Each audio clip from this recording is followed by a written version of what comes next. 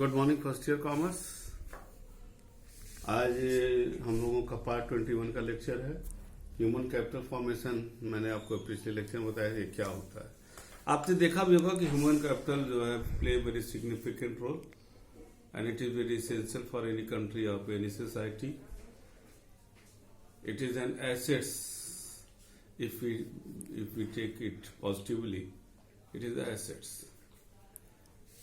Human capital, it is the intangible assets because we are not talking about the human, we are talking about the अगर कहा जाए इसको दूसरी भाषा में, I am not talking about the person, I am talking about the personality, his thinking, his norms, जो सोच और तमाम चीजें हैं उसके निर्णय लेने की क्षमता जो कहीं न कहीं पूरे समाज को आगे ले जाने की क्षमता रखता है। आज हम लोग बात करेंगे कि इसका इकोनॉमी से क्या रिलेशन है। ठीक है, जब अभी हम लोगों ने हमने जो बोला कि human capital play very significant role, the productivity of the human capital in comparison to the person who is educated in comparison to the person who are uneducated is very high. When the productivity is very high, naturally output will be heavy, very high, productivity high. The gain, I'm not taking the profit, I'm taking gain either in the national point of view or the society point of view. A gain will be high and that country will be, अगर कहा जाए, will gain a future prospect of the development. यानी कि development विकास के लिए मानव संसाधन का एक समुचित मानव संसाधन का एक बैलेंसिंग का बहुत आवश्यक होता है। ठीक, अगर हमारा देश जैसे हम लोग there are so many parameters through which we can determine the economic development of the country is the national income. अगर हम बात करें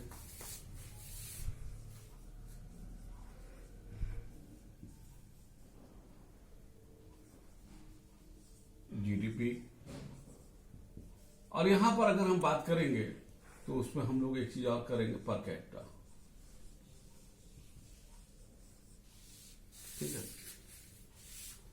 देखो अभी मैंने कहा जब हम लोग इसकी बात कर रहे थे तो एक स्वस्थ व्यक्ति जो होता है निश्चित रूप से उसके काम करने की जो क्षमता होती है वो अस्वस्थ व्यक्ति से बहुत ज्यादा होती है। जब वो सिर्फ उसी के लिए बेनिफिशियल नहीं होता है बल्कि उस ऑर्गेनाइजेशन के लिए भी बेनिफिशियल होता है और एक कहीं न कहीं पूरे समाज और राष्ट्र के लिए भी होता है क्योंकि उसकी प्रोडक्टिविटी को बढ़ाता है। हम लोग कहते भी हैं कि this is the era of the specialisation, और स्पेशलाइजेशन जो होता है वो एक हमारे हायर एजुकेशन से मिलता है और एक व्यक्ति स्वस्थ व्यक्ति ही जाकर के वहां पर इन चीजों के लिए प्रयत्न कर सकता है।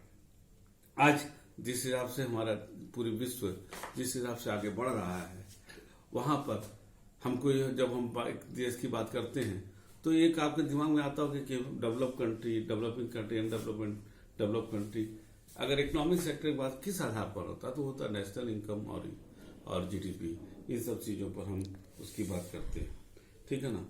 अब ये तो एकदम क्लियर है कि human capital play very significant role while the determining the economic development of the country.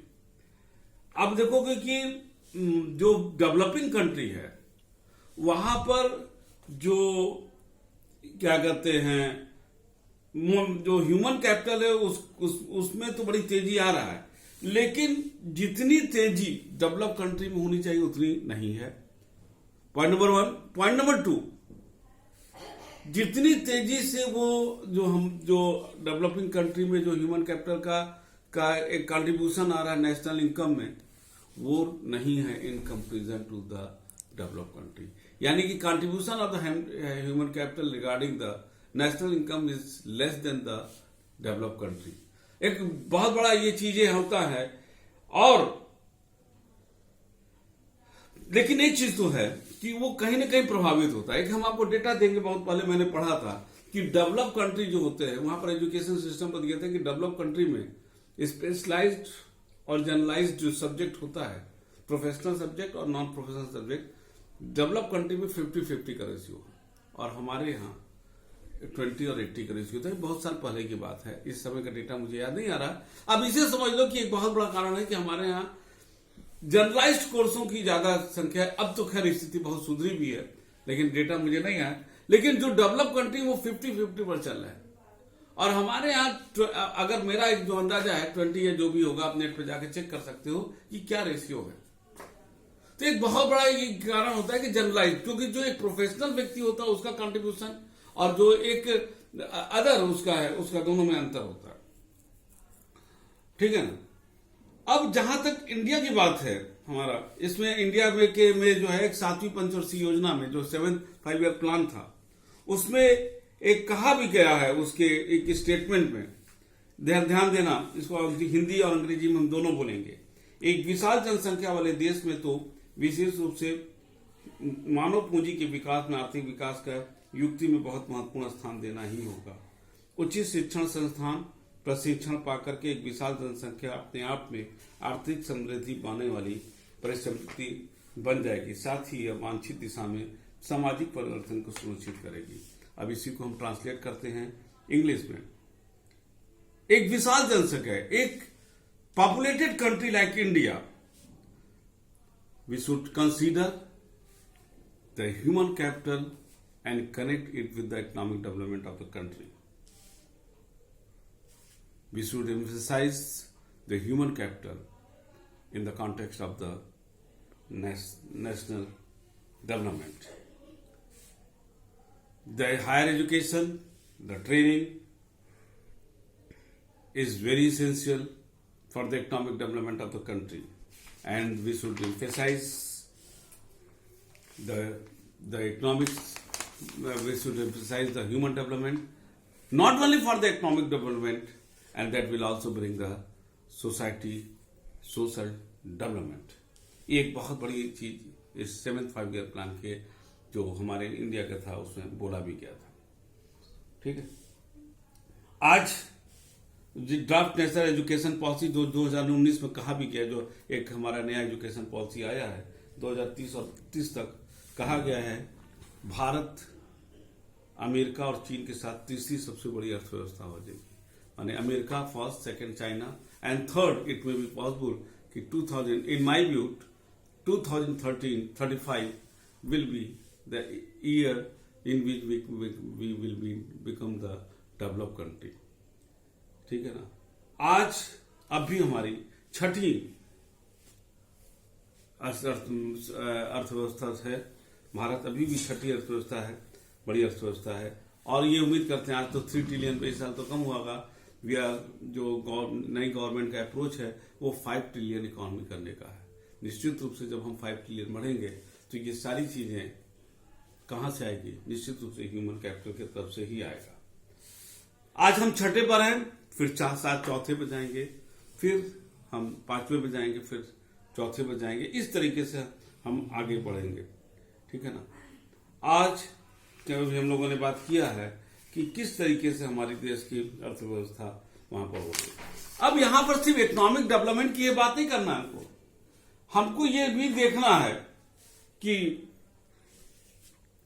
आपने एक चीज इसके बीच में हम बोलेंगे कि क्लास में हमने पढ़ा था कि आफ्टर इंडिपेंडेंस जो इकोनॉमिक डेवलपमेंट हुआ है, आपने देखा होगा 1991-92 के बाद जब एलपीजी कॉन्सेप्ट आया है, लिबरलाइजेशन, प्राइवेटाइजेशन एंड ग्लोबलाइजेशन, उसमें जो है जब Rajiv Gandhi was the prime minister, उन्होंने एक तकनीकी टेक्नोलॉजी में एक बहुत बड़ा रिवोल्यूशनरी स्टेप लिया, इनसेट, ABCD और तमाम छोड़ करके, और उसका परिणाम था आज हम सबके हाथ में, हमारे पास ईमेल, सॉफ्टवेयर, ये सब सारी चीजें, माने कंप्यूटर का एक बोलबाला हुआ, जो निश्चित रूप से अगर हम इसको टेक्नोलॉजिकल जो ये रिवोल्यूशनरी एक कदम हुआ, वो निश्चित रूप से हमारे इकोनॉमिक डेवलपमेंट के लिए बहुत ही आवश्यक चीजें थी। सिर्फ इकोनॉमिक डेवलपमेंट ही हमको बात नहीं करना है, एक दूसरा भी पहलू होता है human development. Only economic development, देखिए जब तक ह्यूमन डेवलपमेंट नहीं होगा तब तक हम उसको नहीं देखेंगे। हमको जब ह्यूमन डेवलपमेंट की बात करते हैं तो इकोनॉमिक डेवलपमेंट तक पहलू हो गया, जब ह्यूमन डेवलपमेंट की बात करते हैं तो हम बात करेंगे एजुकेशन का, स्वास्थ्य का, हमको इस सब की भी बात करना है। ठीक है ना। और इसकी बात करने के हमको देखना कि क्या सारे दुनिया के हमारे देश की जो भी हमारा देश हो चाहे कोई हो, क्या सारी स्वास्थ्य की सुविधाएं, बुनियादी सुविधाएं जो बेसिक सिस्टम है, हेल्थ सिस्टम क्या पहुंचा? क्या शिक्षा का बेसिक शिक्षा सबके पास पहुंची? क्या बेसिक इंफ्रास्ट्रक्चर सबके पास पहुंचा? क्या बिजली सबके पास पहुंची? क्या स्वच्छ पानी सबके पास पहुंचा? क्या हमारे यहां ड्रेनेज सिस्टम सही हुआ? ठीक है ना? ये सारी चीजें एक बहुत बड़ी चीज होती है जो हमारे कैपिटल। क्योंकि देखिए बड़ी सीधी बात, आप देखते हो कि कॉर्पोरेट सेक्टर या बड़ी बड़ी रेलवे सब तमाम फर्टिलाइजर, ये अपने कर्मचारियों को बिजली भी 24 घंटा देंगे, रहने का स्थान देगा, इस बच्चों के लिए स्कूल। क्यों? वो कहते हैं भैया रात को हमारा अगर कर्मचारी ठीक से सोएगा, मच्छर नहीं काटेगा, बिजली रहेगा, सोएगा, तो सुबह स्वस्थ दिमाग आके तो अच्छा काम करेगा। अगर रात भर वो उसको परेशान था, बिजली नहीं था, और सुबह वो कितना ही अच्छा कर्मचारी होगा, वो कभी भी अच्छा प्रोडक्टिविटी नहीं देगा। क्यों? क्योंकि इसीलिए कॉर्पोरेट सेक्टर, बड़ी बड़ी कंपनियां, उनको जो अपनी कर्मचारियों से प्रोडक्टिविटी चाहिए तो वो इंफ्रास्ट्रक्चर में बहुत खर्चा करते हैं। बच्चों को फ्री स्कूलिंग भी देंगे, सबको उसको स्वास्थ्य की सुविधाएं देंगे, पूरा खर्चा करते हैं। और ये खर्चा उनका नहीं होता, देखने में खर्चा लगता है क्योंकि बजट में प्रावधान करता है, लेकिन वो आता है आपका लॉन्ग टर्म में उनको बेनिफिट होता है। हमने इसके पहले चर्चा हमने किया भी था। आज जो हमारा जो देश है, जैसे हमारा देश फेडरल कंट्री बोला जाता है, जिसमें हमारा केंद्र है, राज्य है और लोकल बॉडीज भी हैं, ये सब जो है अपने अपने स्तर पर इनको सब निर्धारित कर दिया गया है। उच्च शिक्षा, माध्यमिक शिक्षा प्रदेश का हो गया, उच्च शिक्षा केंद्र के अधीन आ गया, और इस तरह से जो है सबको बना दिया गया और सबको इसमें काम करना है। क्योंकि देखो बेसिक शिक्षा आज भी थोड़ा सा उस शिक्षा में हम उतने आगे नहीं बढ़ पाए हैं। अब ये प्रेजेंट गवर्नमेंट कोशिश कर भी रही है, लेकिन बुनियादी शिक्षा आप देखोगे प्राथमिक विद्यालय हर गांव में खुल गया है। आज जितनी प्राथमिक शिक्षकों की नियुक्ति हो रही है, शायद उतना बड़ा जॉब सेक्टर कहीं खुला ही नहीं है। जिसको आज देखो, ये इसका अलग विषय कि उनकी प्रोडक्टिविटी के बारे में हम बात कर सकते हैं, लेकिन जितनी तेजी से हो रही प्राथमिक यानी कि बेसिक शिक्षा तो सबके स्तर पर पहुंच जाए। उच्च शिक्षा तो तब होगा कि जब आप बेसिक शिक्षा पूर्ण करोगे, आप में पढ़ने की ललक होगी, तब उच्च शिक्षा की बात हम करेंगे। ठीक है ना? अब